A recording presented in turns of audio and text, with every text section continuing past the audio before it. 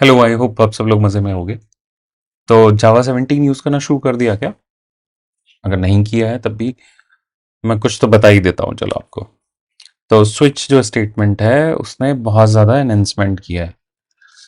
जो पहले switch statement हुआ करता था वो कुछ ऐसा होता था, टिपिकल स्विच स्टेटमेंट, जिसमें एक यहाँ पे आप इनपुट लेते थे।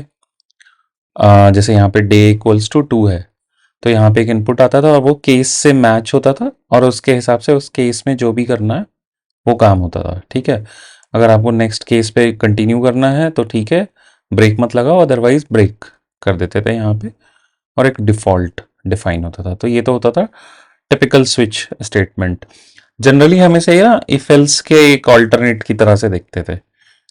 तो इसमें हो क्या रहा है, ये एक इनपुट ले रहा है नंबर और उसके करस्पॉन्डिंग डे एक वेरिएबल में असाइन कर दे रहा है यहाँ पे, और ये वेरिएबल हम लास्ट में प्रिंट करवा रहे हैं।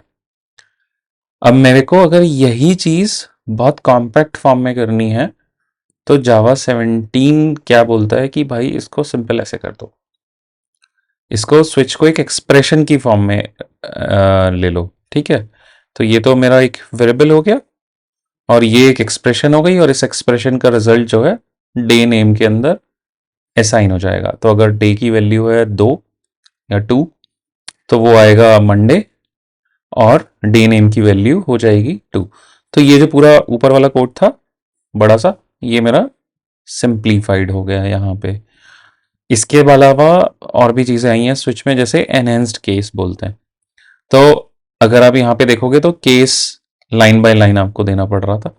ठीक है, यहाँ पे क्या हो गया, आपने सारे केस जो भी ऐसे केस जिसमें एक ही चीज़ होनी है, जैसे 1 2 3 4 5 में आपको वीक डे रिटर्न करना है, तो आप वन कॉमा, ये कॉमा सेपरेटेड आप लिख सकते हो केसेस को। ठीक है, और जैसे 6 और 7 को एक साथ ग्रुप कर दिया, तो ये भी कर सकते हैं। चाहो तो इसको एक्सप्रेशन की तरह भी बना सकते हो कोई भी स्विच स्टेटमेंट को। ठीक है, फिर आपको यहाँ पे कुछ रिटर्न कराना पड़ेगा, या कुछ इसको एक वैल्यू रिस्पॉन्स में देनी पड़ेगी। कैसे देते हैं वो मैं अभी दिखाता हूँ।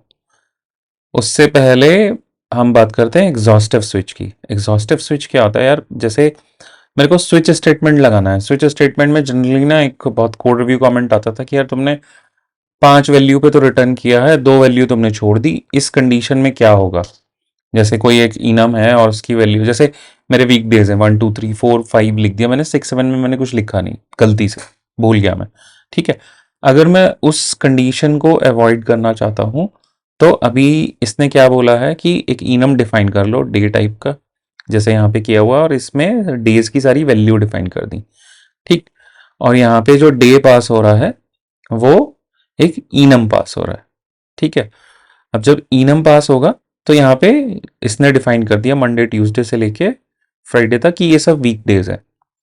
अब मैं अगर लेट से मैं अगर गलती से वेडनेसडे भूल जाता हूँ तो क्या होगा, तो ये यहाँ पे मेरे को बोलेगा कि भाई switch expression does not cover all the possible input values. ठीक है, तो कंपाइल ही नहीं होगा कोड। मैं इसको रिवर्ट कर देता हूँ। तो ये समझ में आया कि अगर मेरे को इंश्योर करना है सारे के सारे ऑप्शन के लिए कुछ ना कुछ मेरे को डिफाइन करना बहुत ज़रूरी है। नेक्स्ट आता है ईल्ड स्विच। ईल्ड स्विच क्या होता है यार, जैसे कोई तो एक आपने इनपुट दिया, जैसे 2 दिया, तो वो यहाँ पे आएगा, और मैं क्या चाह रहा हूँ कि एक जैसे ईल्ड डे नेम एक वेरिएबल है और इसके अंदर एक मैं वैल्यू असाइन करना चाह रहा हूँ। ठीक, तो मैं क्या करूँगा, या तो जैसे हमने यहाँ पे डिफाइन किया था कि उस वेरिएबल की वैल्यू हर जगह असाइन करते गए थे। ठीक है, लेकिन वो थोड़ा सा मतलब बहुत जगह करना पड़ेगा।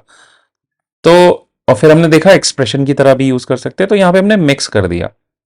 यहाँ पे हमने एक्सप्रेशन की तरह तो यूज करा ही करा इस पूरे लॉजिक को। ये मेरा एक्सप्रेशन हो गया, इसमें असाइन हो गया। अब इसकी वैल्यू क्या है, तो अगर 2 आता है तो मैंने सिर्फ केस 2 के लिए लिखा है, बाकी केसेस के लिए मैंने लिखा नहीं। तो यहाँ पे क्या होगा, ये इसने एक अंदर स्ट्रिंग बनाया, उसको इनिशियलाइज किया मंडे से।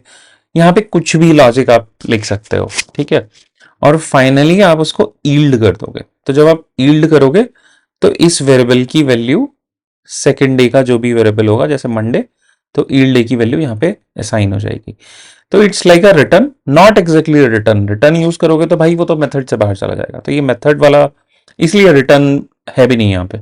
यील्ड होता है कि भाई अब तुम्हारे पास वैल्यू आ गई, you just give it back to the variable, यहाँ पे ये वैल्यू यील्ड कर देगा, ठीक है। और फिर इस यील्ड वैल्यू का आप कुछ भी कर सकते हो, जैसे मैं अगर इसको यहाँ पे प्रिंट कराना चाहूँ तो मैं इसको प्रिंट करा सकता हूँ। तो ये थोड़ा सा कॉम्प्लेक्स लॉजिक अगर आपको लिखने की ज़रूरत है तो वो भी लिख सकते हो। जैसे मैं एक इसका थोड़ा सा डिफरेंट एग्जाम्पल ले लूँ कि इंटरमीडिएट रिजल्ट एक वेरिएबल है 20, और मैं इस इंटरमीडिएट रिजल्ट्स में कुछ ऐड कर रहा हूँ, ठीक है, और फिर मैं इस वैल्यू को यील्ड कर दे रहा हूँ। तो जब मैं इस वैल्यू को यील्ड करूंगा तो फॉर एग्जाम्पल अगर आया 1 तो रिजल्टेड वैल्यू हो जाएगी 10, लेकिन मुझे कुछ इवेल्युएशन करना है, कुछ तो लॉजिक लगाना है इसमें, ठीक है। तो अगर 2 आएगा तो वो इस केस में यहाँ पे आएगा और 20 के अंदर 10 ऐड करेगा और फिर वो वैल्यू को यील्ड कर देगा। तो रिजल्टेड वैल्यू जो होगी मेरी वो हो जाएगी 30, राइट, 20 प्लस 30। तो हमने देखे कि कितने डिफरेंट डिफरेंट तरीके से हम स्विच को यूज कर सकते हैं, पहले से बहुत बेटर है, बहुत पावरफुल है। तो यूज करना, बताना, कुछ क्वेश्चंस हो तो पूछ लेना, कमेंट छोड़ देना, ठीक है, पैसे नहीं लगते उसके। चलो बाय, हैव फन।